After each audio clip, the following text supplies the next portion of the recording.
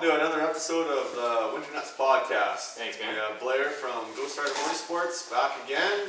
The last episode that we had with you was really successful. I felt like there were a lot of viewers with that one. It's awesome. So I thought probably should kind of chase that a little bit. And what was it that made it so popular? Well, a few ideas, and that's why we're going to talk about the Catalyst 858 tonight. Do a little bit of review. I got some ride review on it. I got a little bit of helmet cam footage we're going to share. My wife Julie has been riding hers now, and she has got a lot to talk about with that. Yeah, which is awesome. I'm glad you guys are putting some time on it. Yeah. Him more than me. Very Yeah, so today was my fourth ride, and it took 2 rides to kind of get the clutching dialed. I had to do a little bit of fine tuning to the clutching to get where I wanted it. It caused a bit of a bog once in a while, I think, because the RPMs just weren't getting where they needed to be. I was having troubles to hit 8,000 RPM. It was so deep though, so a lot of load on the track. And with just a spring change in my secondary, I am now hitting 8250. Nice. So, which is that? Perfect. Just zinging right where I want to be, and no bogging. Sled's running great.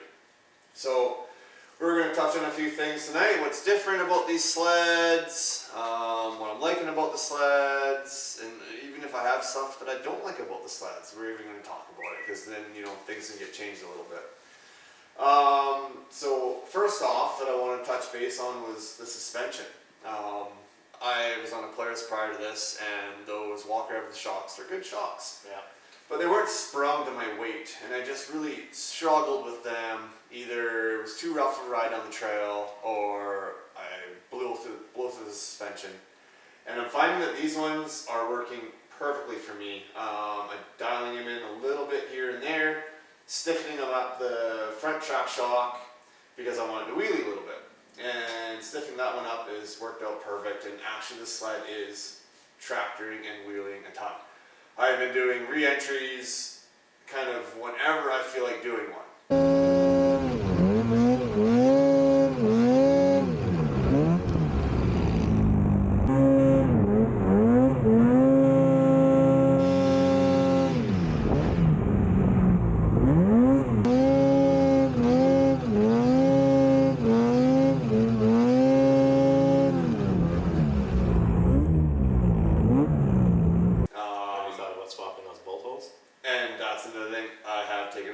So I got a photo of that I'm going to share right now. And in the backing plate in the tunnel, where the backing plate in the tunnel that is kind of supporting the front control arm on the skid, there's 2 mounting holes actually inside there, which would allow someone to drop the front suspension about 1.5 inches to give it more lift in the front end.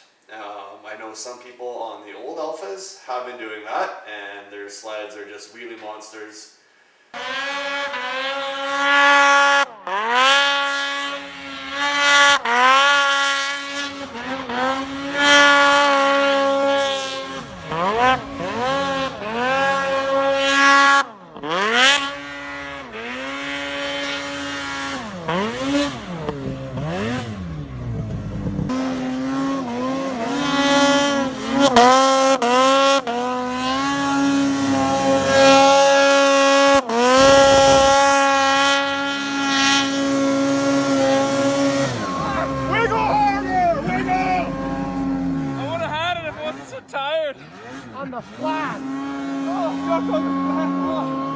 So there's an option there for people that want these sleds to stand up a lot more.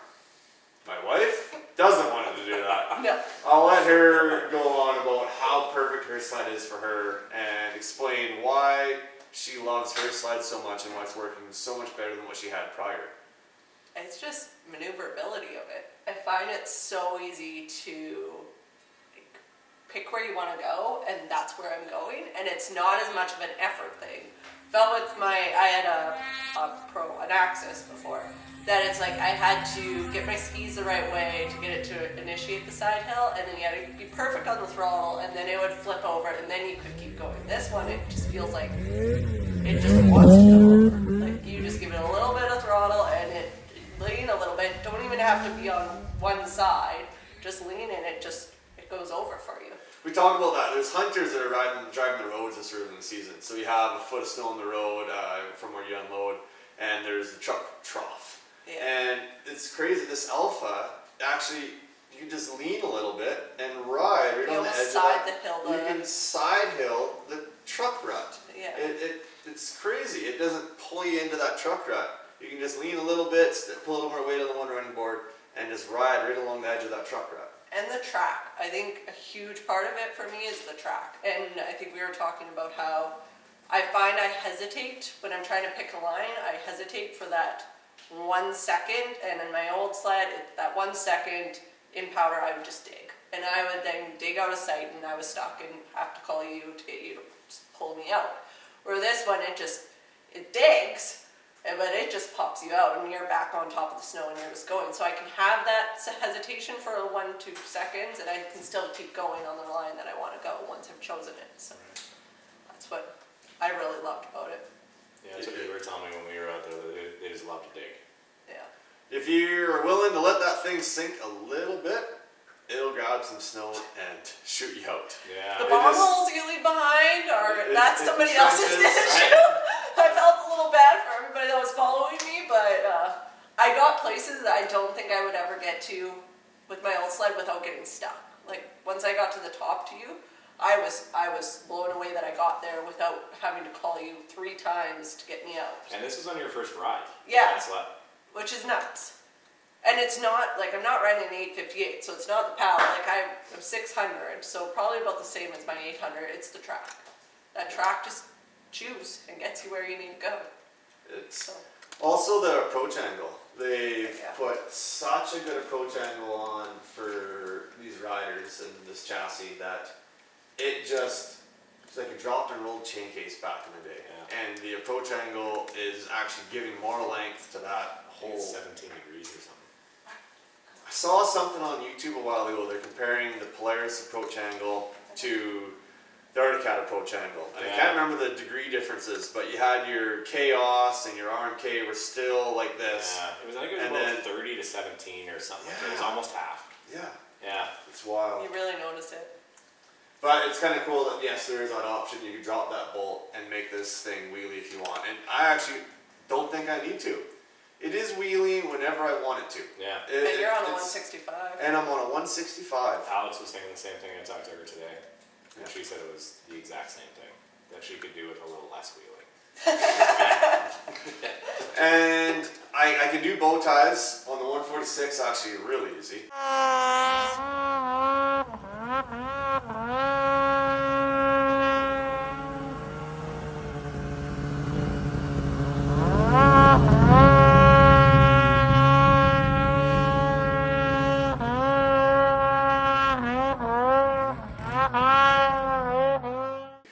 With the 165, it's really weird to do a bow tie and be so high in the air. Like, I like to get that foot kind of down, and even if you're not using the snow, to be able to put your toe in the snow and just know that the ground is right there. This, you're up so high on a bow tie on a 165. It actually is making it a little bit more difficult, but the re-entries on it are like straight up, turn it, and back down I go. Yeah. And Which a is few wild to times, get easy on a 165. and a few times I ran out of real estate today and had to do them. And yeah, it worked out just fine.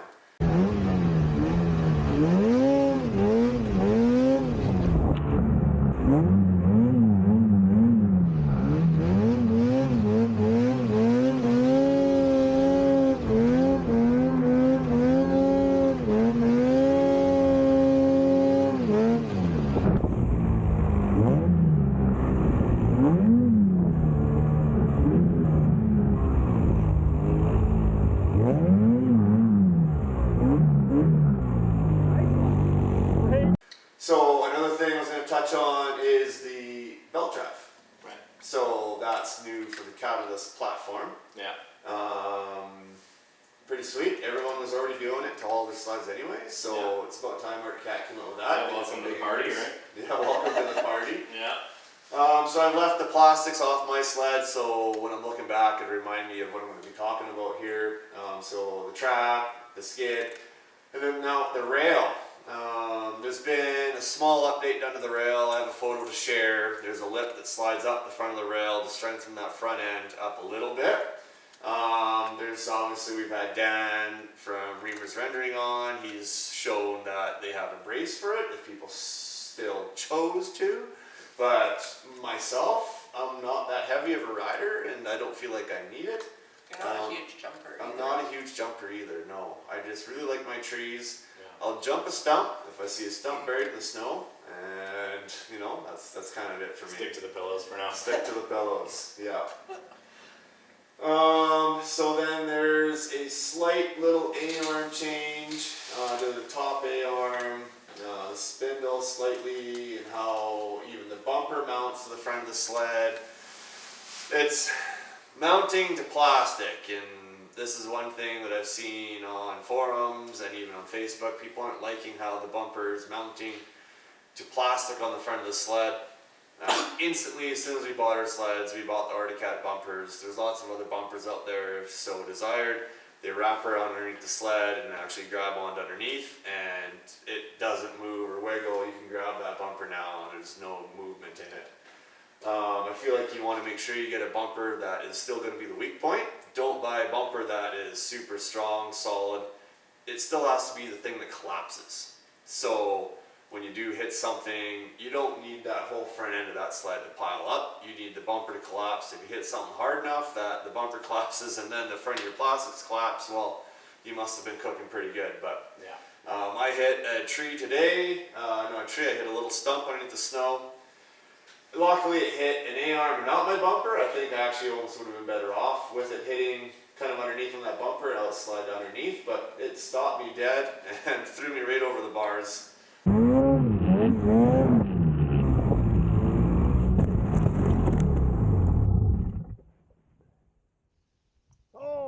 Checked the A-arm today. There is like the slightest little dent in the A-arm. It's not even bent, just a dent in the A-arm. So got a new A-arm coming up. We'll have to change after A-arm season ends this year. Yeah. Yeah, wait till it's done. Wait till that season's done because you never know. Yeah. Then what else will be touching on? Oh, the new clutch. So the clutches on the Cats have been changing the last couple of years, I see. And we were looking at last year's 800 and the year prior to, and it's looking a lot like a Yamaha clutch now.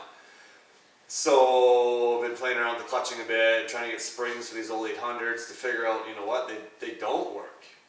The clutch is actually skinnier, it's narrower.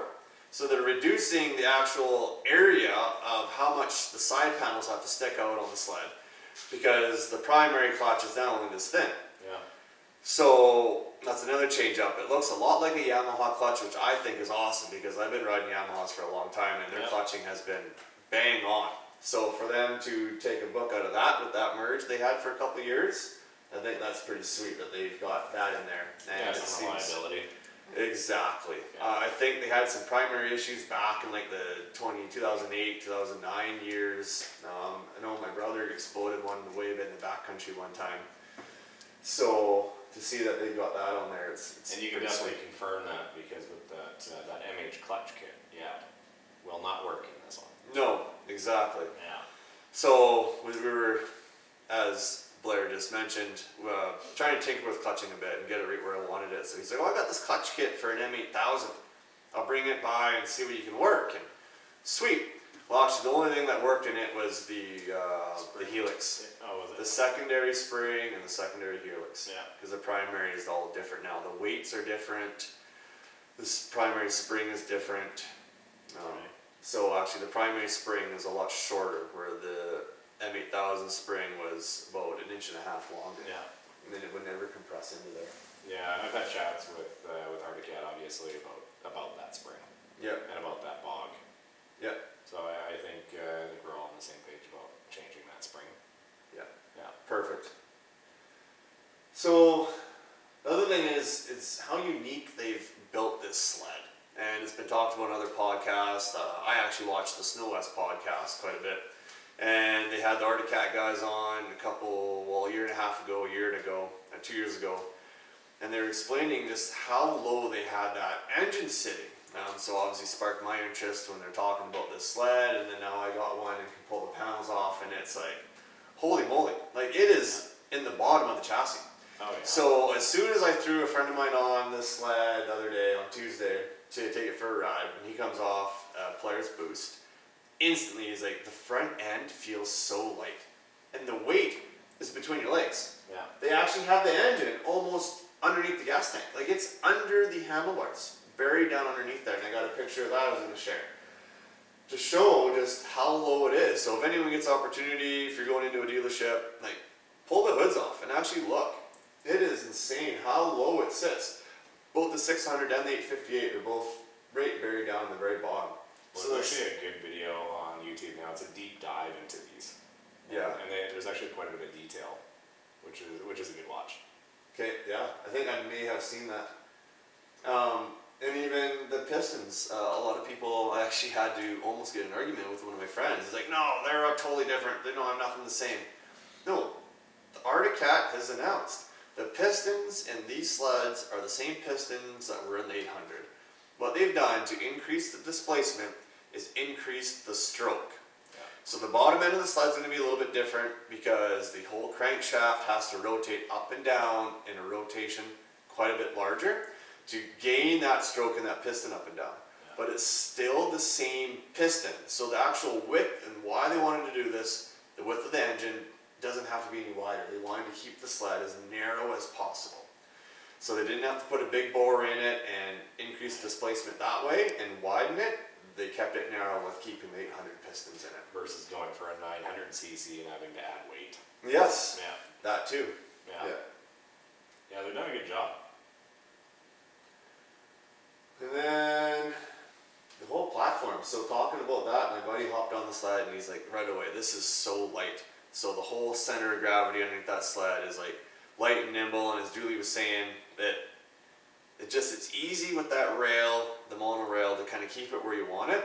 But then when you get into the deep powder, it's crazy. I got back onto a Polaris when he was riding my sled, and surprisingly, like, yeah, I thought these were the great sled, Right. but they actually are heavy feeling compared to these 858s. Yeah. Feels like you're fighting the front end on Polaris compared to this. This feels like you're more dancing, where the Polaris feels like, I don't know, as a girl it felt like I was fighting the front end always. Or I had to be strategic of where I had my skis to make it so my sled would go where I wanted it to go. For this, it's almost like you don't even need a counter steer. It's kind of, you just lean. Just kind of lean over If you it. counter steer, then it's like, whoop! Yeah. So, And a guy today hopped on it. He rides Skidoo, diehard Skidoo. He loves Skidoo, but he's also loved cats in the past. And his struggle with the cat was the steering. And we've heard other people's talk about this and how the steering post angle is different than the Skidoo. Okay, it's going to take a minute to get used to. Yeah. So that was one difference, where the Polaris for me to hop onto the cat and my Viper to hop onto the cat, there was not really a lot of change. The steering post angle was the same for me. Where the Skidoo riders are going to have to understand, it's going to take a second, your steering post angle is going to be a lot different than your Skidoo, and it's going to create the counter steer effect a little bit differently. He said that you don't need to counter steer the cat as much as the Duke, where he was counter steering it quite a bit, but that was his style of riding, that's what he's used to. So it was weird on this one, it felt stiff for him to steer, he said, but he didn't feel like he needed to steer at all, he just leans. And that's just where the sled goes then. Yeah, we've heard that a few times. You know, like Alex was saying, she would kind of, you know, I don't want to say struggled a little bit, but just trying to get used to it. Learning curve. I think that's the biggest difference is due to Arctic Cat. Everything else is, you know. And then there's some running boards that Arctic Cat is selling if you so desired and didn't like the composite board. So the new running boards on these Catalysts are a plastic composite running board. Right. I thought they're terrific. I like them. Yeah. But I my don't wife like has pointed out that she doesn't like them. It's my one issue I have with the sled, and I don't know whether it was just me. I just felt like they attracted snow. I couldn't get the snow out, so that I would do a shin hook and then jump over to try to place my foot in, and there was this pile of snow, and my foot would just slide off. And then I'm like, well, okay, that doesn't work. So it's like any time before I would do something, I had to sit there and try to kick my feet a whole bunch. So it might just be my style of riding that's causing it. I don't know. I try to pay attention to what I'm doing, and I'm stomping my feet on my running boards really hard. And when I stop, it's pushing the snow up the bottom of the running board. Right, knocking it out. And you're not doing that. So an option may be these other boards for you. We'll have to look, and maybe the gap in between each rung on these arcade boards is bigger, so the snow falls through a little bit better. Yeah. So that's another thing that we can look at to upgrade. Yeah, well, maybe my next time on, I'll bring a set. Yeah, we should do that. Yeah. So there's a bit of a control change up at the front. There's electric start on all the slides that you're bringing in. So they all have We've had a couple manual starts. Have you had a couple manual starts? Yeah, I dropped one off today, manual start. So the battery's under the seat. Electric start push button is the same as a reverse button on the left side. And you hit that for electric start when you go to get going, and then after that, becomes your reverse button. Yeah. We've got the small gauges on our sleds. There's the big gauge that's being offered that you might know more about, what's all in there and what's being offered. Yeah, well, it's that Garmin G8 is pretty awesome. Again, I went through that tonight with a customer, and it's pretty deadly. So it has all the maps and all the trail maps pre-downloaded. We don't get some features in Canada like they do in the US, like friend tracking, being able to send messages or video or voice messages to your buddies who are wherever. So up here we just kind of get the trail map, but there's a lot of options in there. You know, I think we'd probably spend an hour just going through each one of those. But it's pretty cool that you can kind of map everything out and, you know, change up your gauge, and all you have to do is just tap the screen and it changes depending on what you want to see. And that gives you that ATAC suspension. ATAC suspension as well, which is on the fly, so you can just use your thumb and change that from soft, medium, or hard. Okay. So depending on what you're doing, it's nice and quick. It's on the handlebar. Yeah, it's just the top button there. So that'll be able to activate your screen. Yeah. If you want to get into the screen and change some stuff, you've got to actually stop and go through it. But it's all touchscreen, which is really cool. And it's a full 8 inches, so it's pretty decent. So you can actually see it. It's got really good lighting, so you're not struggling. Yeah. So then there's also a Trail Tech that I'm going to throw in mine, so I don't have the big screen. And I had the Trail Tech for a couple years. So looking, there's a couple different power sources. Anyone that is going to wire in, don't wire into the power source by the belt drive here that you can see behind Julie. That is actually the power source for the laptop hookup, so the comm adapter. And that's where you supply 12 volt power to the unit to fire the ECM up, to be able to do a reflash, or recalibrate, look up codes, things like that. There's actually a plug underneath the hood I've seen on the internet that we're going to have to look for. It's just a two wire plug, but there's also a cigarette lighter plug, like a 12 volt outlet in the dash, kind of in the glove box. And then there's also another one on the left hand side of the pull start, kind of right where your knee goes to the left of the key by the tether. Yeah, it's that helmet heater. So they've got a whole bunch of power sources, but I did see one online that there's actually a little 2-wire plug in this harness right beside the steering post. Oh, okay, no way. So I'm going to dive into that, and that's probably where I'm going to grab my power from. Yeah. Yeah, it'd be a good idea, just in case you need that 12 volt. Charge your phone. The 360 cam. Yeah. So yeah, I got some footage here we're going to share, kind of change it up a little bit on the podcast, keep it a little bit shorter, get a little bit of riding into the podcast, and kind of show what I'm thinking, what I'm feeling, what I'm seeing, and then to kind of show what the snow conditions are like out there. So thanks for watching another episode of Winter Nutz Podcast, and hit the subscribe button if you're not already subscribed. The more viewers I got, the more this will kind of work out and get out to you guys. So thanks for watching.